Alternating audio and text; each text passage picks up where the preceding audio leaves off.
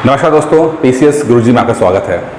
दोस्तों, पिछले कुछ दिनों से मुझे लगातार कमेंट बॉक्स पे ये पूछा जा रहा है कि सर, घटना चक्र जो किताबें होती हैं, ये घटना चक्र की जो जैसे किताब होती है पूर्वालोकन, इस तरह की किताब क्या आजकल पढ़नी चाहिए या नहीं पढ़नी चाहिए?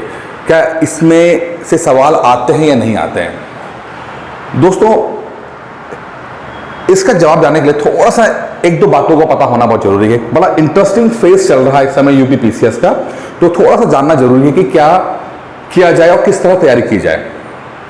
देखिए, अगर आप 2018 से पहले का वक्त अगर होता, जब पुराना पैटर्न चला करता था, तो ऐसा माना जाता था, और जो कि बिल्कुल सच भी था, कि लोग घटना चक्र की किताबें पढ़ के जाते थे। घटना चक्र पहले है क्या? देखिए, घटना चक्र पूर्वालोकन, वैसे घटना चक्र कोई कंपनी है, लेकिन जो पूर्वालोकन है उसका, जैसे ये नाम लिखा हुआ है, देखिए ये पूर्वालोकन, ठीक है। घटना चक्र के तो अलग अलग नाम से चीजें आती हैं, लेकिन जो घटना चक्र पूर्वालोकन है, ये एक प्रीवियस ईयर क्वेश्चन बैंक है।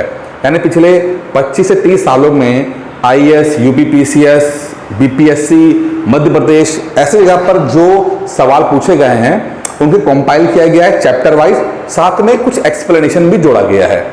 अब जो नई घटना चक्र आ रही है, उसमें उन्होंने हर चैप्टर में एक पन्ना या दो पन्ने की थोड़ी सी थ्योरी भी देनी शुरू कर दी है। पहले ये बोला जाता था कि अगर आप घटना चक्र पढ़ के चले जाओ, बल्कि लोग जाते भी थे, तो 60-70% जो क्वेश्चन थे वो रिपीट कर जाते थे। अब अगर आप थोड़ा सा भी ठीक से पढ़ाई कर रहे हैं और अगर आपने घटना चक्र लगा लिया, 60-70% क्वेश्चन रिपीट कर जाते थे, तो उसमें से सफल होने की संभावना बहुत ज़्यादा बन जाती थी और लोग वही करते थे। लेकिन 2018 के बाद से घटना चक्र से पूछे जाने वाले क्वेश्चनों की संख्या में एक गिरावट देखने को मिली है। जहां पर 2018 से पहले 60-70% क्वेश्चन रिपीट करते थे, अब जो हैं वो काफी नीचे गिरकर, मेरा जो अनुभव रहता है वो रहता है कि 15-20% रह गया है। अब 15% क्वेश्चन रिपीट कर रहे हैं। अब जो नया ट्रेंड आया है, 2021 को देखें, 2020 को देखें, क्वेश्चन अभी भी रिपीट कर रहे हैं, लेकिन अब उनकी संख्या में बहुत गिरावट आई है। अब ये जो गिरावट है, ये क्यों आई है, ये क्या दर्शाता है?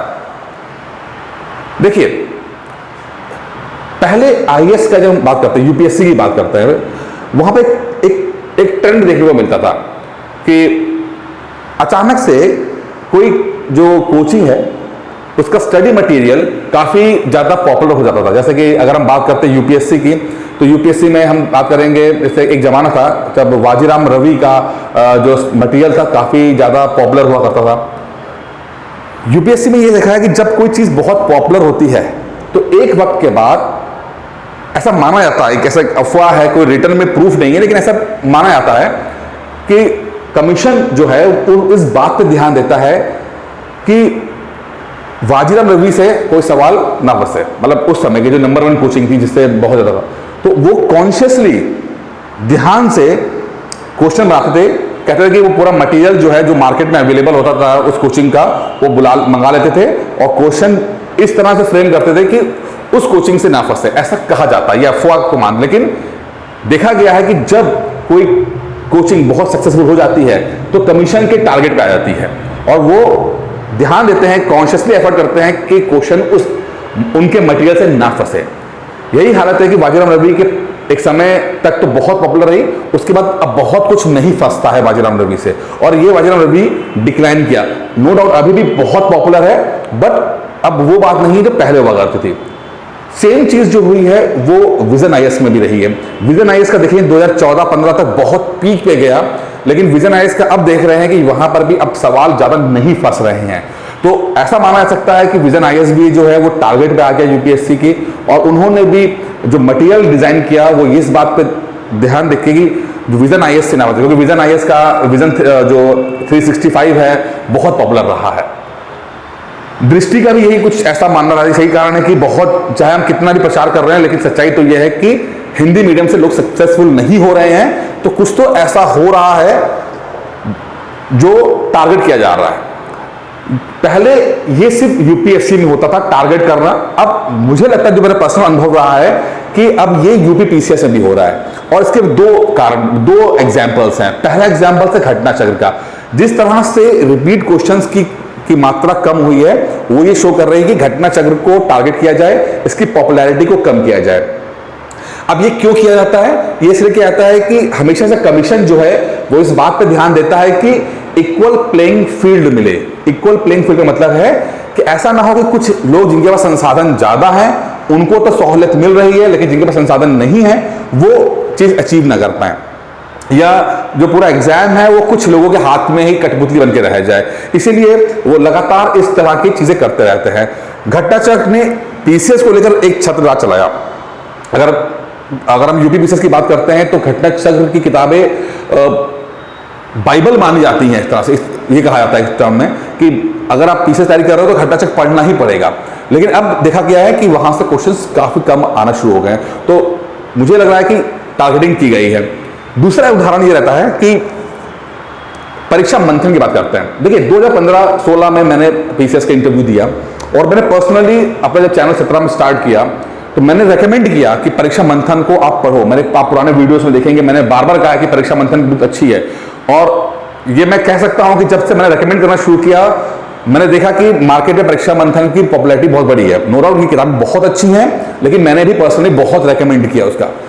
बहुत सारे सवाल परीक्षा मंथन से आते भी थे, लेकिन उसके साथ यही हुआ है कि पिछले 2 साल से परीक्षा मंथन के क्वेश्चंस जो क्वेश्चन आ रहे हैं वो परीक्षा मंथन के नोट से, किताबों से उतने नहीं फंस रहे हैं जितने एक समय में हमारे टाइम में फंसा करते थे। तो वहां पर भी मैंने गिरावट देखने को मैंने देखी है। तो मैं कह सकता हूं कि परीक्षा मंथन को भी टारगेट किया जा रहा है। तो दोस्तों घटना चक्र किताब को टारगेट किया जा रहा है, ये ऐसा मुझे लगता है। अब सवाल उठता है कि क्या किया जाए। देखिए घटना चक्र की किताब जो है एक प्रीवियस ईयर क्वेश्चन बैंक है। अगर आप बिल्कुल आंख बंद करके भरोसा करना छोड़ भी दो कि नहीं सिर्फ उस पर ही डिपेंड होंगे, तो घटना चक्र की किताबें अभी भी बहुत ज्यादा रेलिवेंट हैं, मतलब कि उन्हें पढ़ना चाहिए। अब अगर आप कोई भी टॉपिक पढ़ रहे हैं, उस टॉपिक को पढ़ने के बाद आप कोशिश करेंगे ना कि पिछले साल के हम नोट्स जो क्वेश्चन है वो पढ़ के थोड़ा सा आइडिया ले लें किस तरह सवाल फंसते हैं। तो पहले आप थ्योरी पढ़ें, एक स्टैंडर्ड किताब से थ्योरी पढ़ें, उसके बाद घटना चक्र के क्वेश्चन आप लगाएं, ठीक है। अब इससे 2 चीजें होंगी। पहली चीज तो देखिए आपका वो टॉपिक कंप्लीट हो जाएगा। आपने थ्योरी पढ़ी, उसके बाद आपने वो क्वेश्चन लगाए तो आपका टॉपिक कंप्लीट हो गया। प्लस अभी भी 15% क्वेश्चन फंस रहे हैं। जब क्वेश्चन फंस रहे हैं तो 15% तो सवाल राइट होंगे ना आपके, मतलब कुछ तो आपका क्वेश्चन देखने को मिल ही जाएगा, ठीक है। पहले 17% है या 15% है, लेकिन है 15% है। तो अभी भी मुझे लगता है कि परीक्षा मंथन किताबें घटना चक्र किताबें इंपॉर्टेंट हैं। एक चीज और है जो हमें थोड़ा ध्यान रखना पड़ेगा। देखिए 2 तरह के क्वेश्चन रिपीट होते हैं। एक होता है रिपीट क्वेश्चन, जैसा क्वेश्चन पूछा गया था सेम एज इट क्वेश्चन हल्का फुल्का घुमाने के साथ वो डाल दिया जाए सीधे, इसे कहते हैं रिपीट क्वेश्चन। एक होता है रिलेटिव रिपीट क्वेश्चन। रिलेटिव यानी कि उस पर्टिकुलर टॉपिक से सवाल पूछ लिया जाए। क्वेश्चन डायरेक्ट रिपीट करेगा तो उसे रिपीट कहते हैं, डायरेक्ट रिपीट कहते हैं, लेकिन टॉपिक रिपीट करता है तो हम इसे कहते हैं रिलेटिव रिपीट। अब रिलेटिव रिपीट जो होता है इवन यूपीएससी में भी 50 से 60% रिलेटिव रिपीट होता है कि टॉपिक ही रिपीट कर जाए, ठीक है। तो घटना चक्र में अगर हम देखें और पीसीएस को हम देखें तो अभी भी रिलेटिव रिपीट की संभावनाएं बहुत ज्यादा है। क्वेश्चन डायरेक्ट क्वेश्चंस कम हो गए हैं, but topic to topic questions ज्यादा रिपीट कर रहे हैं। तो घटना चक्र किताब इस पॉइंट पे बहुत हेल्पफुल करेगी कि चूंकि उनका जो किताब का जो स्ट्रक्चर है वो चैप्टर वाइज है, इसलिए वो रिपीट जो रिलेटिव रिपीट होंगे वो आपको हेल्प कर देगा। आप थोड़ा ढंग से तैयारी कर पाओगे इसके अंदर। तो घटना चक्र किताबें यहां पर मैं बोलूंगा कि आपको पढ़नी चाहिए। एक चीज और है, ये मैंने बात पहले भी अपने एक वीडियो में कही थी, आज फिर से रिपीट कर रहा हूं। देखिए हम लोग कैसे पढ़ते हैं, आपने क्वेश्चन पढ़ा, क्वेश्चन आया, उसके 4 ऑप्शन दिए, आपने 4 ऑप्शन देखे और फिर उसमें जो भी ABCD आंसर हुआ आपने वो देखा और जो थोड़ी थ्योरी दी है उसको पढ़ लिया। अब आपने कहा कि मेरा टॉपिक कंप्लीट हो गया। देखिए यहां पर नहीं रुकना है। 4 ऑप्शन अगर आए हैं, ठीक है, एक सही होगा, 3 गलत होंगे। अब आपको एक कदम आगे जाना है और जो 3 गलत ऑप्शन हैं उसको भी किताबों के माध्यम से या गूगल के माध्यम से कवर करना है और अपने नोट्स तैयार करके पूरा एक टॉपिक कंप्लीट कर लेना है। जैसे कि मान लीजिए बोला जाए कि दिल्ली किसकी राजधानी है, नई दिल्ली किसकी राजधानी है, ठीक है, भारत, पाकिस्तान, श्रीलंका, म्यांमार, भारत, पाकिस्तान, श्रीलंका में। अब आपको पता है कि भारत की राजधानी है, आपने ए ऑप्शन राइट कर दिया। अब आपको एक स्टेप आगे जाना है, अब आपको देखना है कि पाकिस्तान की राजधानी कौन सी है, श्रीलंका की राजधानी कौन सी है और बांग्लादेश की राजधानी कौन सी है। जब आप ये करोगे तब आप रिलेटिव रिपीट क्वेश्चंस की तरफ जाएंगे, मतलब कि आप अगर राजधानी के ऊपर कोई सवाल आ जाएगा तो आपका गलत आंसर नहीं होगा। तो अब आपको करना क्या है कि घटनाचक्र की किताबें पढ़नी तो हैं, बट आंख बंद कर भरोसा नहीं करना है कि सिर्फ घटनाचक्र से आ जाएगा तो ही सक्सेसफुल होंगे, नहीं, आपको स्टैंडर्ड किताबें पढ़नी पड़ेंगी। घटनाचक्र किताबों को आप अपना उस टॉपिक को कंप्लीट करने के पर्पज से पढ़ेंगे। दूसरा, अभी भी 15-20% क्वेश्चन रिपीट कर रहे हैं तो वो आपको हेल्पफुल करेगा। और तीसरा इंपॉर्टेंट है कि जो रिलेटिव रिपीट क्वेश्चंस आ रहे हैं उसको आप फोकस करेंगे कि क्वेश्चंस के पीछे ना भागकर टॉपिक को पीछे पकड़ें, और जब टॉपिक कंप्लीट कर लेंगे तो फिर क्वेश्चन किस तरह से भी आ जाए, घुमा फिरा के आ जाए, आप उसको कर पाओ। तो मैं भी बोलूंगा कि घटनाचक्र किताबें अभी भी उनकी रेलेवेंसी बाकी है, हाँ, डिपेंडेंसी कम कर लीजिए। दोस्तों, इस वीडियो में इतना ही था। उम्मीद करता हूं वीडियो पसंद आया होगा। धन्यवाद।